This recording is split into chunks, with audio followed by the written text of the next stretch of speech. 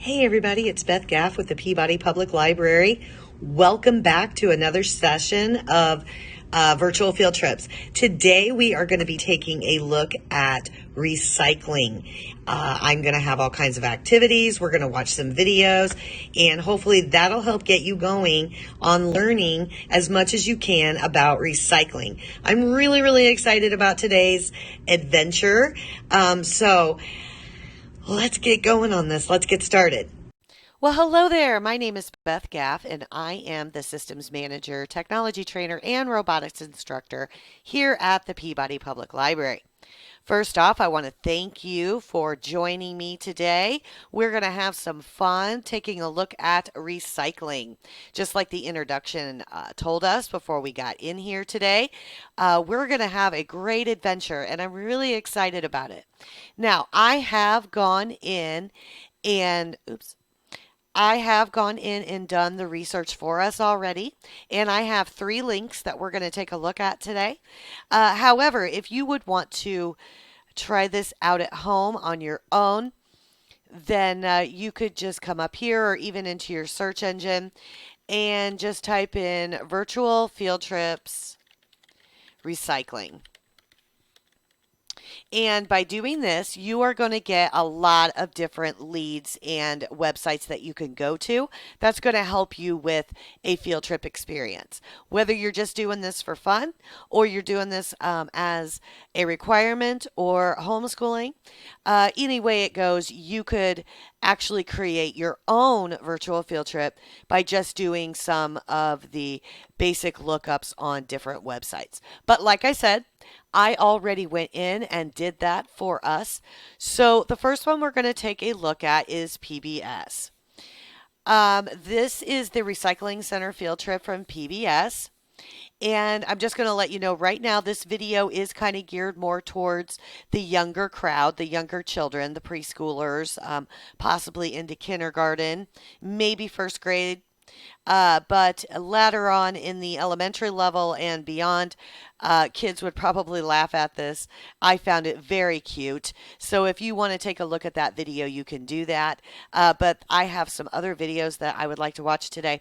So you could do this one at your own leisure. But they do have an awesome recycling center lesson plan that you could follow. Actually, there's 4 of them.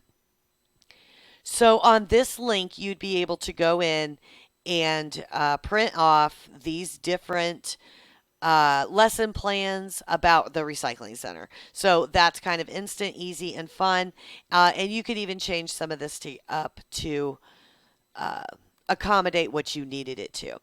And so that is all I really found on this one.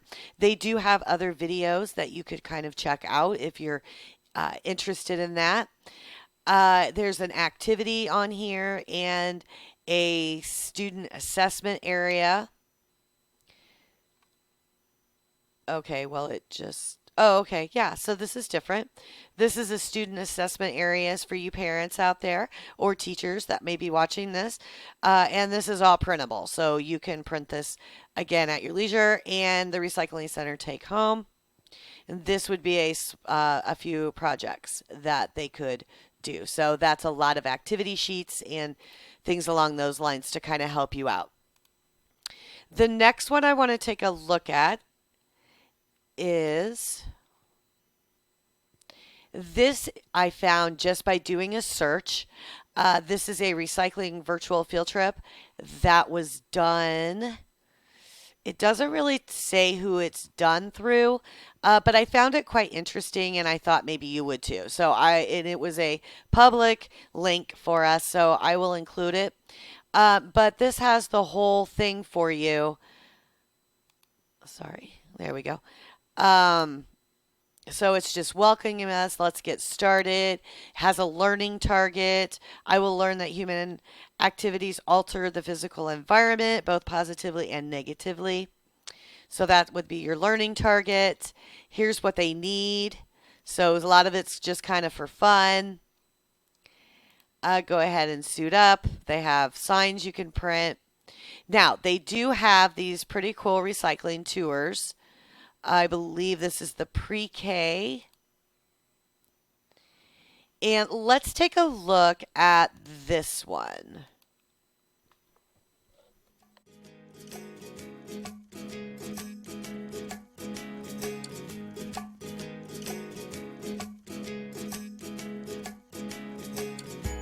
Ever wonder what happens to your recycling when it leaves the curb?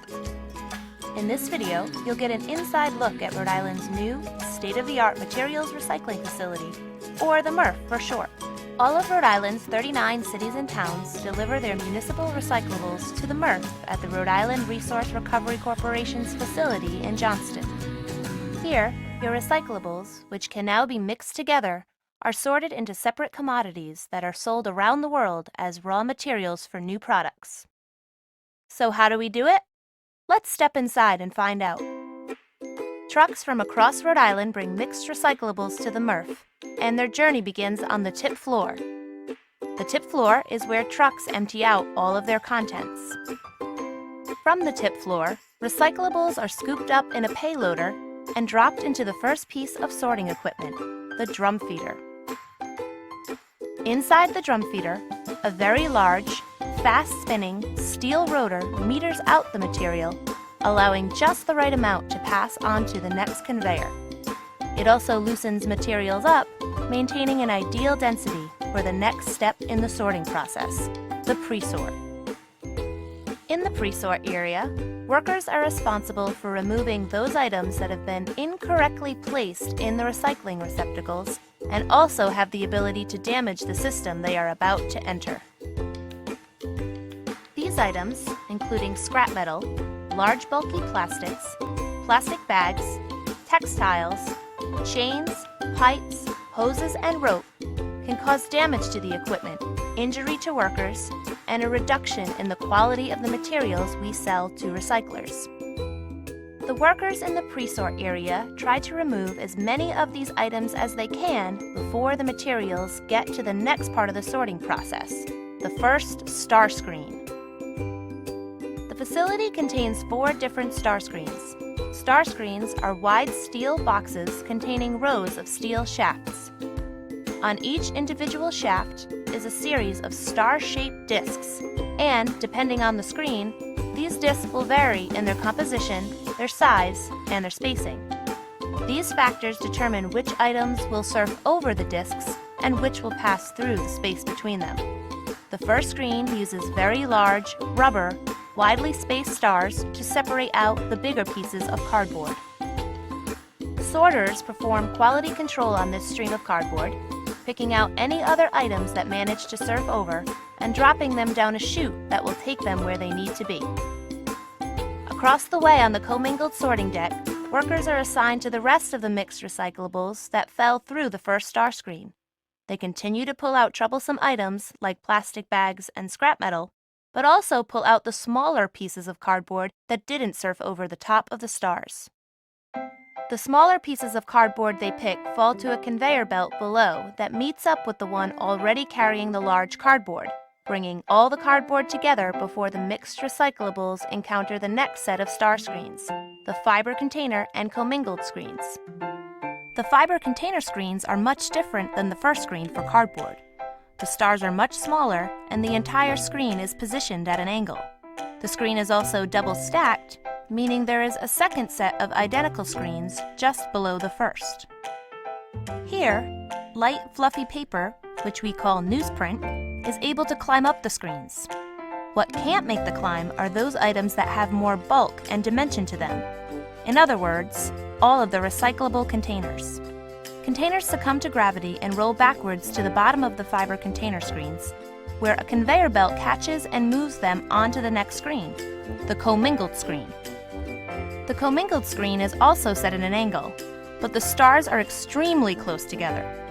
Here, aided by air blowing up from underneath, newsprint and other types of mixed paper are able to climb up the screens, and the containers roll back once again and make parting ways with remaining fiber. The containers are then moved by conveyor belt to the other side of the facility. Next up is the fiber sorting deck. Here, sorters perform quality control on the paper that has just climbed over one or more of the screens. Sorters continue to pull out improperly recycled plastic bags and film, but also try to catch any cardboard or containers that made the climb. Why would a container make the climb? When people crush or stomp on containers until they are completely flat, it essentially makes those containers act like paper in the sorting system. For this reason, we ask our residents to refrain from completely flattening their containers. Light compaction is okay. We now have 3 separate commodities on the fiber end of things, with lines of cardboard, the light fluffy newsprint, and the smaller scraps of mixed paper. But before we see how it all turns out in the end, let's pause and go see what happened to everything else. All those things that rolled back off the second set of star screens, the containers. The first thing that the line of mixed containers encounters is a large, powerful, permanent magnet that is suspended over the belt carrying them. The magnet itself is surrounded by a circular belt that continuously spins around, attracting those containers that contain iron, steel, and tin cans. The overhead magnet essentially pulls steel and tin cans off the conveyor belt running below, and then releases them at its non-magnetized end, away from the other mixed recyclables and onto their own conveyor belt. The remaining mix continues on its way until it reaches the glass breaking screen. The broken glass is then transported by conveyor to the glass processing deck, where a hammer mill smashes them down to even smaller pieces. Now back to the remaining containers that surfed over the glass breaking screen. The next piece of sorting equipment is the eddy current separator, used to mechanically sort out aluminum recyclables from the mix. While containers containing iron, like steel or tin cans, were picked up by our permanent overhead magnet, all the aluminum cans, foil, and pie plates that do not contain iron passed under that magnet untouched. Now they meet their match with the eddy current separator, which rotates to create a changing magnetic field. This changing magnetic field creates an electric current, called an eddy current, in the aluminum, causing it to repel away from the conveyor belt while other materials drop off at the end. After some quality control to remove hitchhikers, those items that were swept up by the sheer force of the can's repulsion, it's time to get them to the opposite side of the facility. Space is tight, so a large rotary fan produces a high-velocity flow of air to carry the aluminum cans through a network of steel pipes, all the way across the plant to their storage bin. So what's left in the container stream? We've sorted out the steel, tin, glass, and aluminum. What we have left is a mix of plastic containers. But along with those plastic containers, there's still some film and some paper, and we need to clean that up. That brings us to our first optical sorter. There are 4 optical sorters in the facility. Using their ability to judge how light reflects off various materials differently, these devices can distinguish between different materials based on their type, shape, and color, all depending on how we set the controls.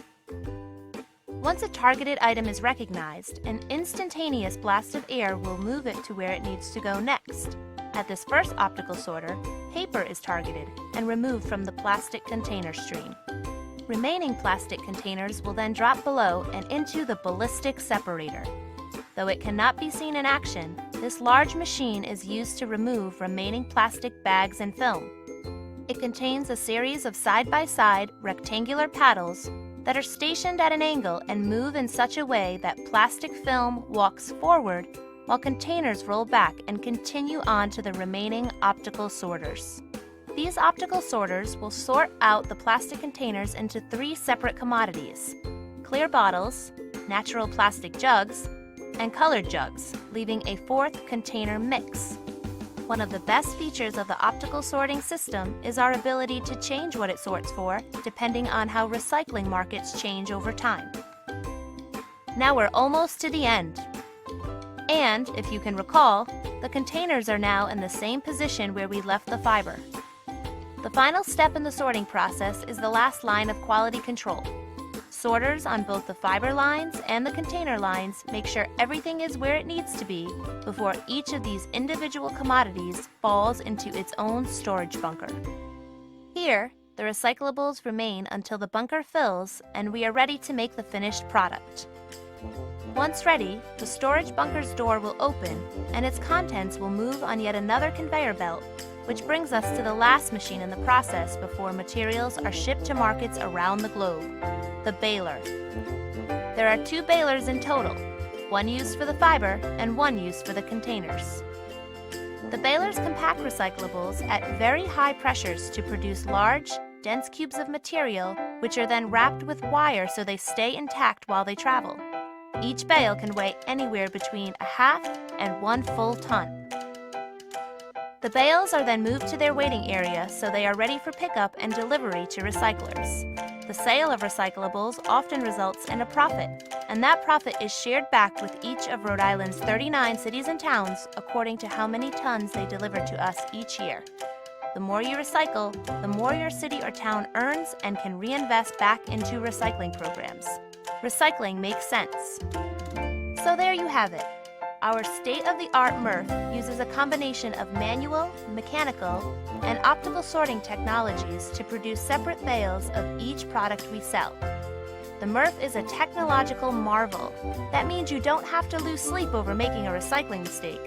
However, the more you know about what can and cannot be recycled, and the better job each of us does in correctly preparing our recyclables for pickup, the better it is for keeping our system working efficiently, keeping our workers safe, and producing a higher quality product. For everything you need to know about Rhode Island's program, please visit us at www.recycletogether.org. Okay, that was a long video, but that gives you a really, really, really good idea of what you're looking at, as far as visiting a recycling center. So that's very exciting. So then they have a review section. And then, not sure what this is. Oh, how you can make things.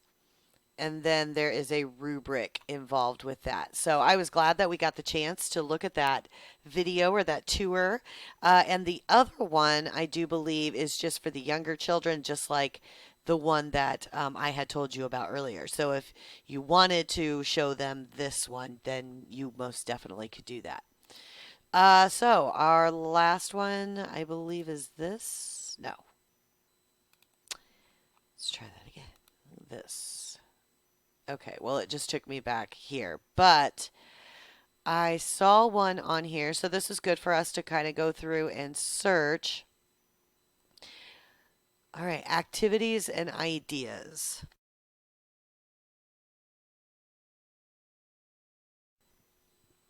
So I thought maybe we could go through this.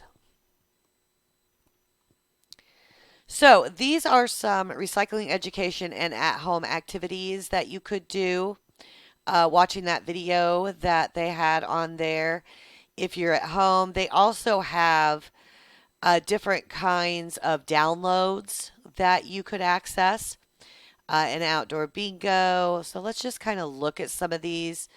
Is this recyclable? They have it in 2 different languages. So this would be an activity sheet that the kids could fill out.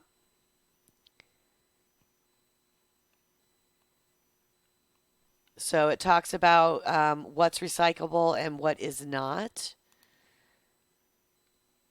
Oh, okay, this is the word search, sorry. The other one was pretty cool too, though. So this is all a part of that as well. So this is just a word search that you could do. They have a sorting game. There is a coloring sheet, what turns into what. So this would be all recycling affiliated. Here's an electronic word search. Oh, okay, I see. So if we find a word on here, then you would just take this and you could highlight. Yeah, that's kind of neat. It's an electronic one. We're going to leave that. They have an outdoor bingo. That's kind of neat. Walk around your neighborhood, find these items, put an X when you find it. There's mazes, coloring sheets. I don't know if we looked at those. Yeah. So there's a lot of activities that are interactive on here that you could get in there and take a look at. And of course, you could always come in here and find your own. So let's see, let's go a little deeper in here. Let's see. I mean, there's just so many of them. Here is what is this? Okay, that is teacher. Okay, I don't know. Well, let's see. I thought it was teachers pay teachers, but maybe not. No, excuse me, no, but it does cost. But it gives you a lot of engaging activities and things like that too. So you could definitely do your own research on this topic, see what's going to work for you. And let's go back in here. All right, you guys. Well, I think I've covered just about everything I wanted to cover today. I'm always up for suggestions for our virtual field trips. I'm always looking for ideas, things we can do together. So if you want to send me an email about that, I've included that at the bottom of our presentation today. So definitely get in contact with me so we can get your virtual field trip up and going. There are a lot of things out there for us to continue to explore. But I also like to hear from my community members that are watching these. So thank you so much for being a part of our virtual field trip today.